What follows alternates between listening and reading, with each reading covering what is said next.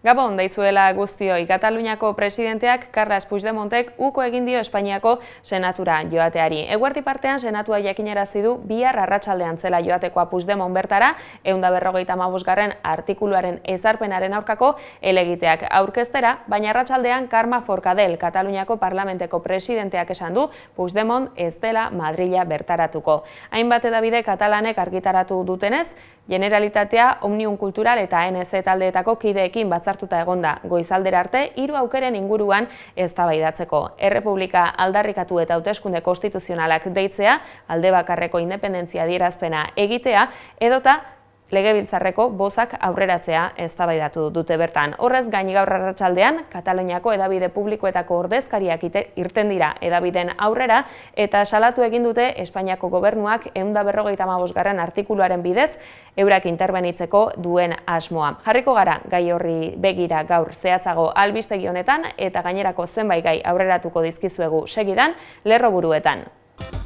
TV3 telebistakateak, Katalunia Radio Irratiak eta Kataluniako albiste agentziak salatu dute katalanen aurka egitea dela 155. artikuluaren bidez, hedabide katalanak interbenitzea. Manifestua kaleratu dute hedabide publiko katalanen aurkako mehatxua salatzeko. Salatu dute hedabideen aurka egitea, herritar katalanen aurka egitea dela eta haiek informazio egiaztatua jasotzeko duten eskubidea urratzea. Nabarmendu dute gainera, eskubide hori edozein demokraziaren oinarrian dagoela.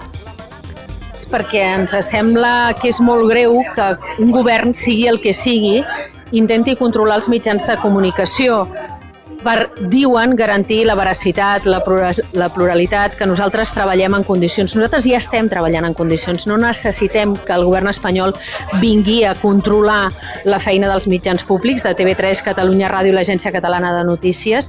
Els periodistes que treballem en aquests mitjans ens sentim còmodes en la manera com estem treballant i ens preocupa moltíssim que algú intenti venir aquí a controlar el que fem.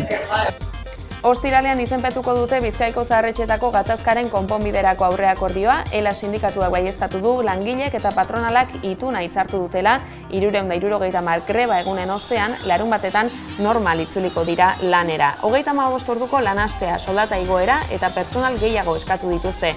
Beharginek eta horiek lortu dituztela iritzita, larunbatean bertan behera utziko dute protesta ekintza guztia. Gipuzkoako hondakinen kudeaketak segitzen du oraindik borroka politikoaren zentroan, Gipuzkoako hondakinen kontsortzioak auzitara eramango baititu Ainhoa Intxaurrandieta erakunde bereko presidente ohia eta Iñaki Errazkin ingurumen diputatu ohia. Aurreko agintaldian Zubietako errauste planta geratzeagatik eragindako kalte ekonomikoa, alegia enpresei ordaindu behar izan zitzaiena euren gain har dezaten nahi dute auzibidearekin. Bi aldeekin hitz egiteko aukera izan da Hamaika Telebistan, Martin Garitano ahaldun nagusi ohiarekin eta Juan Ignacio Asencio egungo ingurumen diputatuarekin. Botere desbideratzea hitz egin du Asensiok eta auzitegiak arrazoi ematen ari zaizkiela ere nabarmendu du. Euskal Herri kontuen epaitegiak egin zuen fiskalizazio txosten bat eta esaten zuen hartu ziren erabakiak ez zirela legezkoak eta gainera hartu zutela bai konsortzioak eta bai aldundiak eta ez batzar nagusiak. Batzar nagusiak hartu beharrezko erabakiak ziren eta konsortzioak hartu zituen erabaki horiek. Egon da botere desbideratze bat. Martin Garitanok aldiz, auzia judiziala ez eta politikoa dela esan du gurean. Nik uste dut lehenik eta behin aitortu behar dela hau ez dela arazo judizial bat, hau arazo politikoa da. Bidegiko auzian adibidez, dirua falta da. Batek dirua eraman egin du, batek lapurtu egin du. Kasu honetan ez dago. Hemen kasu honetan, aipatzen dena da, desbideraketa beste gauza batzuetara dedikatu dela diru publikoa, baina ez da xautu, ez da lapurtu.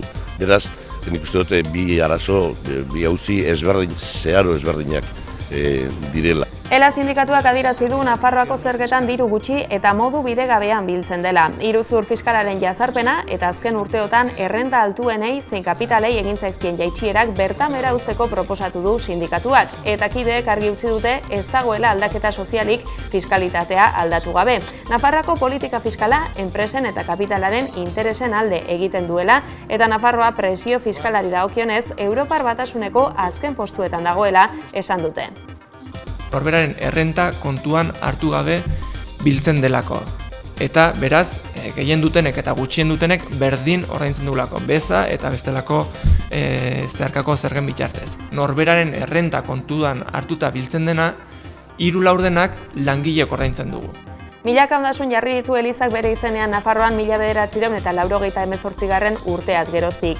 Azken kasua Lizoainen izan da, bertan 36 urtez bizi izan den Felizia Itoitz etxetik kaleratu nahi du Nafarroako artzapezpikutzak etxearen jabetza Elizarena dela argudiatuta. Astelehenean etxe aurrean elkartu ziren bizilagunak eta Nafarroako ondarearen defentsarako plataformako kideak eta oraingoz kaleratzea etetea lortu dute. Egoera zonako hitzak egin ditu Lizoaingo alkateak gurean.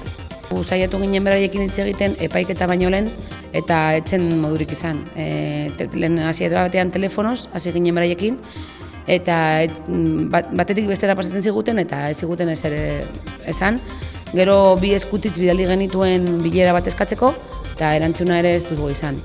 Eta gero epaiketan bertan epaileak abokatuei eskatu zien ateratzeko egiteko azken dei bat epaiketa bera hasi baino lehen artzapezpikutzari ea posible zen hori gelditzea eta ezetz esan zioten.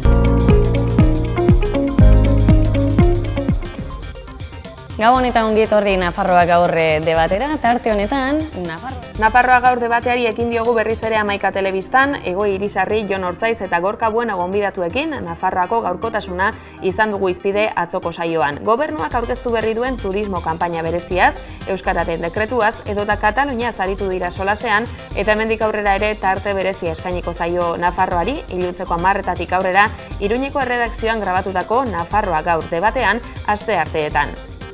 Nomofobikak euskarazko webseria estreinatu dute gaur arratsaldean Bilboko Seriesland jaiaren baitan. Aurtengo Donostiako poltsiko antzerki jaialdia irabazi zuen lanak eta orain interneterako saltoa eman du. Olatz Beobide eta Maia Lizarralde aktoreak sakelakorik gabe bizitzeko ezintasuna duten emakume biren azalean jarriko dira.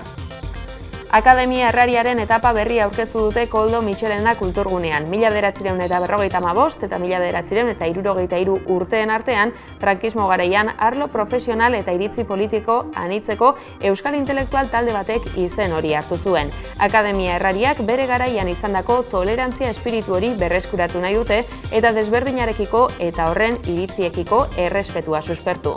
Urriaren 25-tik 28 artean, hainbat mahai inguru antolatu dituzte Koldo Mitxelenan.